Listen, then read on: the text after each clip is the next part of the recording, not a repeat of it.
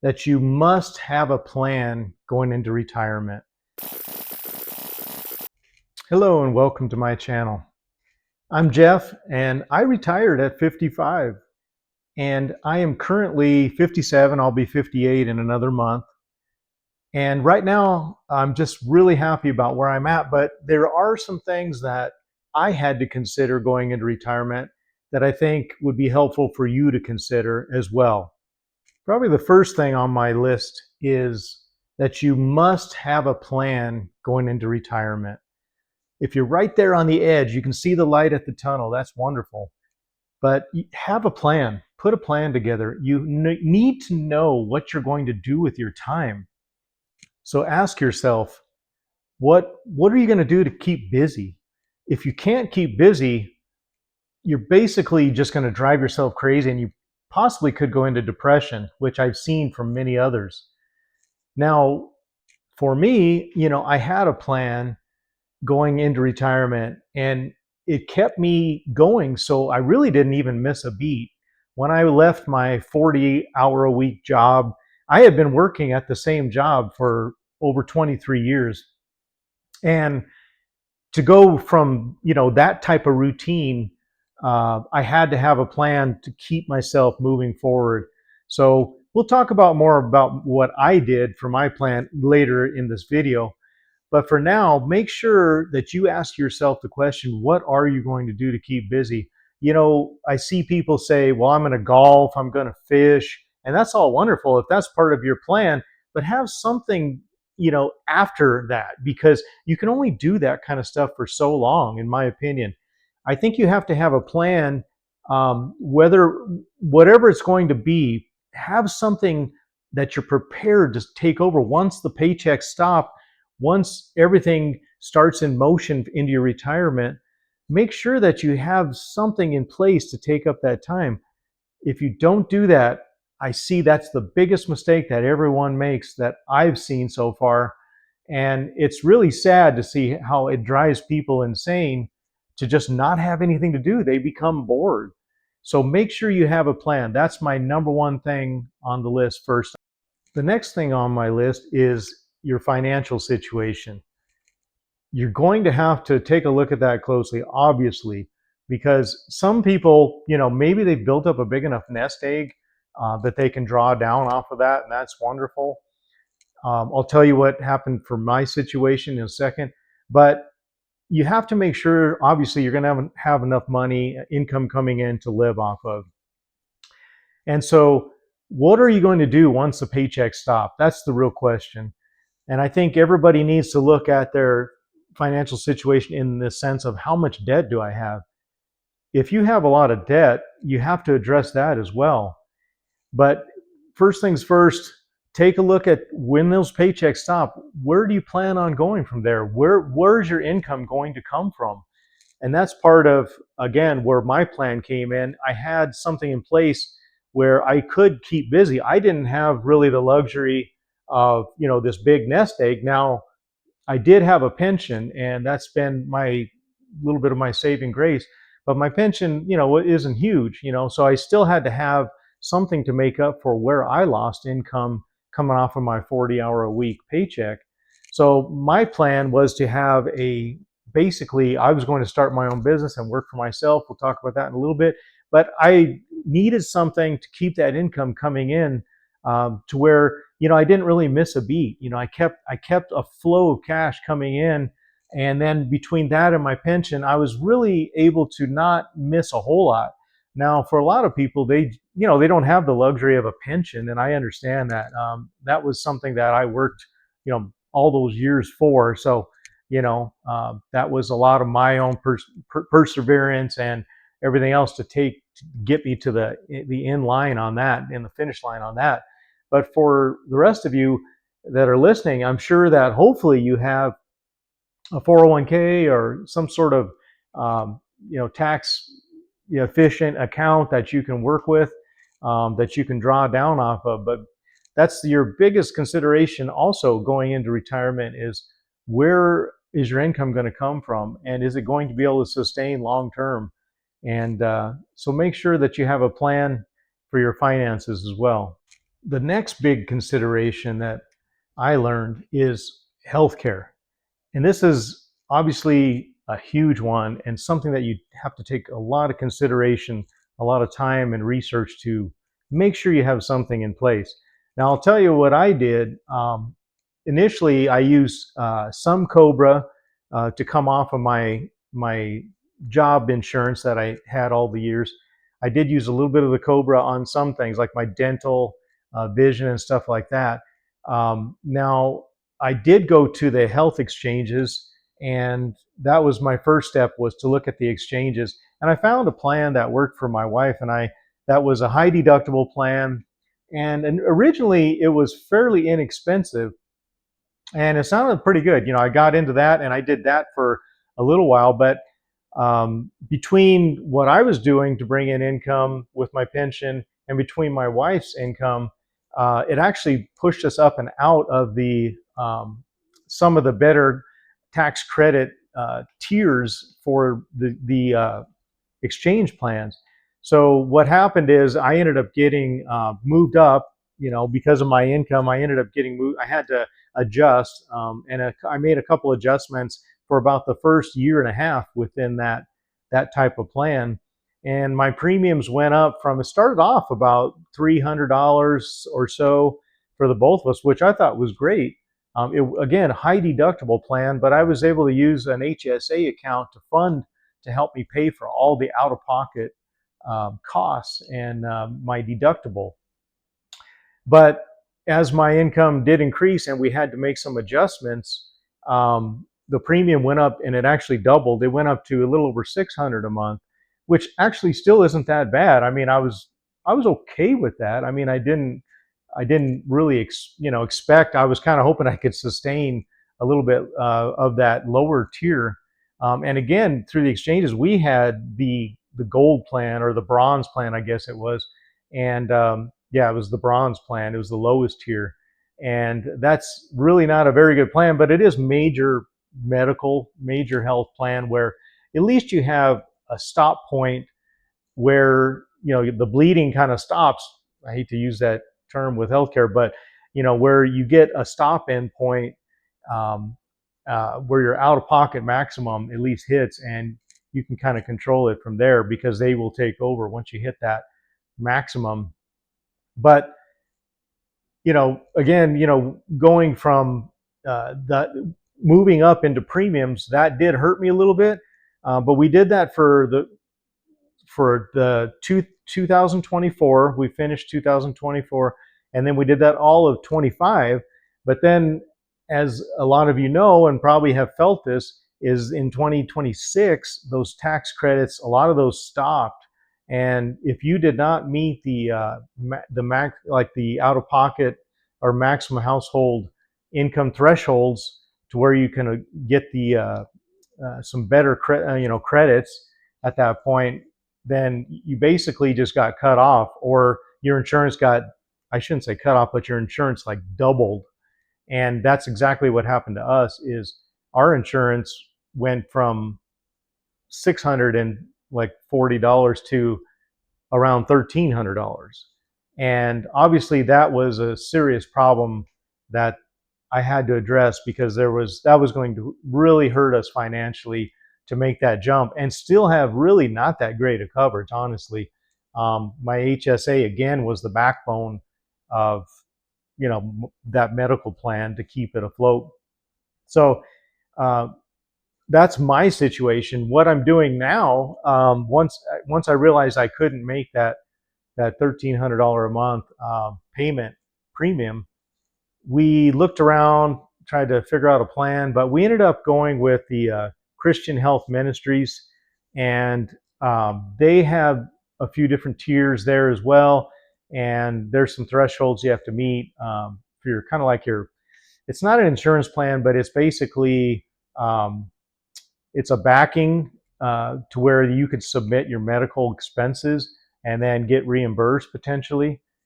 So we have that now, and the premium is pretty low. We're down around that $300 a month premium mark. Again, it is kind of set up like a high deductible plan in a sense that for each incident, you have a certain threshold you have to meet for that incident before you can submit and potentially get a reimbursement on your medical. But at least it does have that major medical back back end behind it, that you feel like there's a little bit of a support system there for you. And that's what we do now. I know I'm going to have to continue to look at this, and I hope that you also are looking at this, because this is for most people, this is one of the biggest considerations that you have to look at. And you could have one medical expense just completely wreck your finances, and obviously you need to be prepared for that.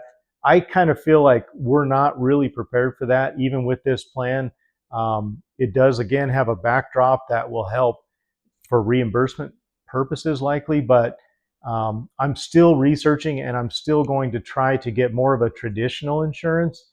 I just don't know what's happening at this point in time with our government and Congress. I don't know how they're going to figure this out, but I hope they come up with a solution that can work for everybody, at least for my situation, where I can go back to the potential exchanges and find a plan that will work for me and my wife. My kids are obviously, they're old enough now, they're on their own, but for the two of us and for anybody else that's heading into retirement, this is a huge consideration and something that you need to really do your homework on and figure out what's best for you, what's going to work for your monthly budget, and hopefully you can find a plan that covers what you need and for a reasonable price. So that's really the next big consideration that you need to really be looking at, and it is a serious one. The next consideration for me is your health and wellness. And what I mean by that is mental health and physical health. And for me, you can see behind me, the physical health is a huge part of my plan, my retirement moving forward. And I look at it as, if you don't have a good stability in your body, then you can't move well. And when people don't have stability, when they get older, they fall, they break their bones, they have injuries, all these different things. So my plan is to, continue to work on my body, developing, keeping my muscles healthy and strong, my organs, everything we eat, everything we do is for our health and wellness.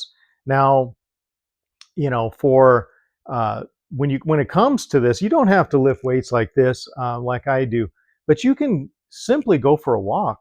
Walking is, which I do every day too, but walking is one of the best things you can do for yourself. And you can't tell me that you don't have time to go for a walk. When people tell me that, it just drives me crazy. But you can go out for a walk every single day. We do it multiple times a day. I use a tracker like this on my just to track my steps, and we try to get 10,000 steps every day. It's really actually easy to go for 3 15-minute walks, and you're pretty much right there. So if you can't do that, then you're just making excuses, and I just don't like excuses. And one of the things you can see over here on the wall here is, again, is you can have results or you can have excuses, but you can't have both. And that's one of the things that motivates me, is like, I don't have excuses for stuff. I don't want to make excuses. I just want to live the best healthy life that I can live. And this is a big part of it right here behind me. Now, exercising with weights 3 times a week, 4 times a week is plenty enough as you age to keep everything healthy and strong. But again, when we go back to the mind, the mental part of it's huge. You have to keep your mind stimulated. And what I mean by that is, you could be learning something new every day. And going into retirement, that's part of the plan, right? Is you want to keep your mind stimulated. If you don't, I've watched some terrible things happen to people when they go sliding off into depression. They don't have a sense of purpose in their life. They just seem like they're not going anywhere. They're not learning anything. They're not doing anything. And if you don't stimulate your mind, then that's what's going to happen, right? So there's so many things you can do. For example, you can take up a new hobby. I know we already talked about golfing, fishing, and stuff like that, and that's great. But take up a new hobby. You could do a multiple different things. I picked up a metal detector, and I don't want to sound like one of those old guys that are I at least appear like one of those old guys that is walking around the park, looking for things. But that's exactly one of those hobbies that I thought would be great to occupy time. And as I'm doing the metal detecting, I'm really enjoying it. There's a lot of nuances to that too. But again, stimulating your mind, learning something new, and you're getting steps. You're walking, you're moving, you're out and about in the fresh air. Really can't go wrong there. But a lot of things you can do. You can go back to school. You can take classes. You can educate yourself on whatever it is that something that piques your interest. Just learn about it. How about picking up an instrument? How about learning musical instrument? Pick up the guitar, pick up the piano. I've got two guitars sitting over here.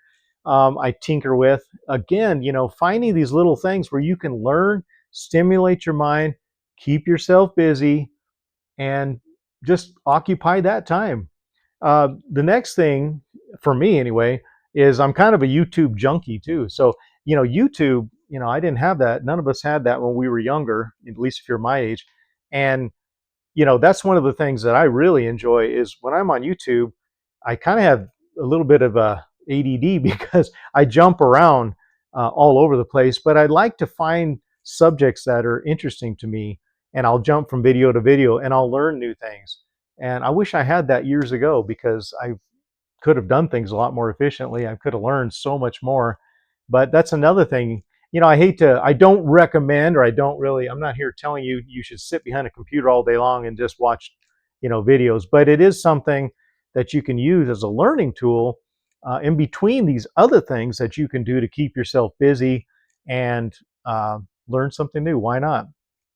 So speaking of YouTube, as I mentioned, I'm a YouTube junkie, but I started my own YouTube channel to kind of document my plan, my side hustle, the thing that I do to make some extra money and keep myself busy. And what I do is I resell things, and I know that there's a lot of others you see on YouTube and everywhere. You hear the word reselling, but the way I look at it is there's so much stuff out there in the world that it's ridiculous how much stuff that people have, right? I mean, even if you look at your own house, you just have so much stuff, right? Way more than you really need. And that's the way I look at it is there's so much stuff out there. And I look and I find stuff everywhere. If you go to flea markets, garage sales, thrift stores, um, Facebook Marketplace, wherever it is that you're looking, there's just tons and tons of stuff. But I look for stuff that is undervalued and I just resell it online. And I use eBay, I use Poshmark, and I use Depop.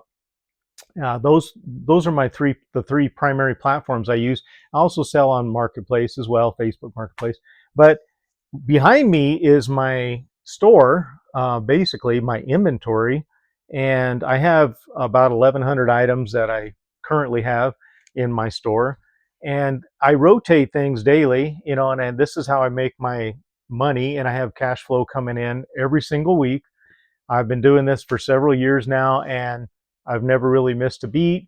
My monthly income varies, but I generally can bring in between 2,000 and like 5,000 a month from my reselling, and it sounds kind of crazy. I didn't think it was possible until I started doing it, and it's a nice fun side hustle that I really enjoy. I mean, some of you, it's not for everybody for sure. But for me, it's something fun that I really enjoy doing. I like to go shopping. I like to go to sales because I like to find things. And, you know, I'm kind of a treasure hunter by nature anyway. So when I go out, I just look for things that intrigue me. And I learn something new every single day with reselling. I find things that I don't know what they are, so I have to research it. I put the pieces together. I test things. I see if, once they work, I put them for sale online. And when I do that, all that stuff I've learned about. And now the next time I see it out in the wild, I know what it is. I know what it's worth potentially, and so I've done all that homework on it, and then I can, turn around and try to sell it myself and make a little bit of profit. And it's a fun thing for me, and as you can tell, I really enjoy doing it.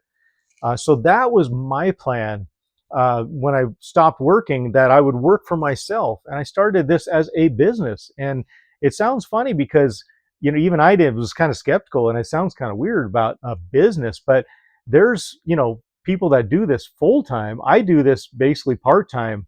I do it X amount of hours a day, and then I'll do other things, and I just I just jump all over the place. But I do this to keep myself busy, and what I do is I wake up the same time I did when I was working my job, my 40-hour week job. I get up the same time, get up, get going, just like I always did. And so I didn't really miss a beat. Coming off of that job, I basically just went straight into doing this, and I make good money doing it. And that money I use on top of what my pension is from my job, my career that I paid into all those years. I use those two things to live off of. And I have other things. I trade stocks too. I really enjoy trading stocks. Um, that's one of my big plans. Next is my long-term plan is I will be trading stocks. That'll be my income, my cash flow coming in will be from stocks. Once I get, because at some point, the reselling, it is a bit of a grind. It's a lot of work at times, and you have to constantly be getting things. Now, as I mentioned, I have 1,100 items in my store, and so in order to keep that flow coming in, I have to shop several times a week, and I have to list for sale. I try to average about 10 items a day. So, that's a minimum of 50 to 70 items a week I have to list. So that really keeps me busy. Believe me, my days just smoke by. Um, by the time I get up, I realize it's 4 o'clock later on. I'm like, wow, what happened to the day, between everything I'm doing. So, um, again, was my plan all along. This is what I do. I hope that maybe it'll spark something for you, and it's something that you would like to do. And if so, feel free to join. Subscribe to my channel, and look at some of the things I'm doing for my reselling. But otherwise, I'm going to have more videos of talking about other things in other experiences I have going into my retirement and what I've learned up to this point, because there is a big learning curve, and those things I mentioned earlier are the biggest things that stand out to me that you need to be kind of prepared for and be thinking about going into retirement.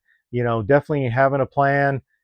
Making sure your finances are on the right track, keeping debt way under check, because if you have debt, if you basically eliminate debt, then you can make your money go so much further. And that's exactly what I did. Is I pretty much eliminated every debt I had other than my house, um, and that's what I did.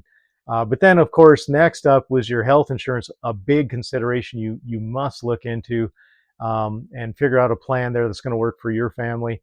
And then keeping up with your mental and physical health is the next big piece, because without either your body or your mind, it's just unfortunately not going to be a real enjoyable retirement. And I've seen it happen too many times with too many people. None of us know the end time for when our time runs out. None of us know, of course, but you have to at least keep those two things in check, keep them healthy, so you can run the course as far as you can go with it.